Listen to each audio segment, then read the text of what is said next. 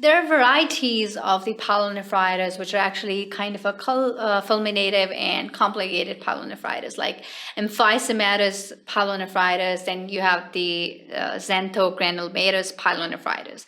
So emphysematous pyelonephritis is a very fulminative, necrotizing pyelonephritis, and it's because most of the time it's because of the gas forming organisms like Klebsiella, like Pseudomonas, like Proteus mirabilis. So there's extensive damage to the kidneys in emphysematous pyelonephritis.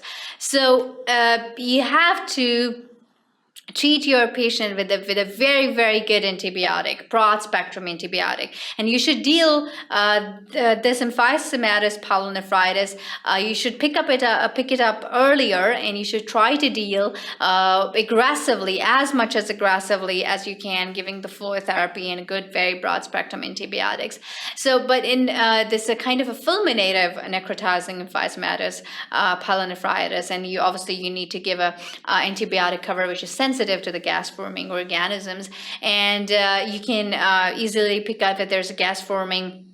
This is a CT. So this is the CT, and you can see the kidney. So there's a lot of gaseous planes here. This is the whole of this. So you can actually see if there are gas bubbles anywhere in the kidney. It will tell you that there is infection, which is secondarily to the gas forming organism. And then you have to treat accordingly the Klebsiella, the cover, which is covering the Klebsiella, Proteus mirabilis, and some other organisms as well. And if the condition becomes very grave and serious, then you have to just plan your patient. If he's not responding to the fluid and a good antibiotic therapy, then obviously nephrectomy is the choice for these kind of a patients.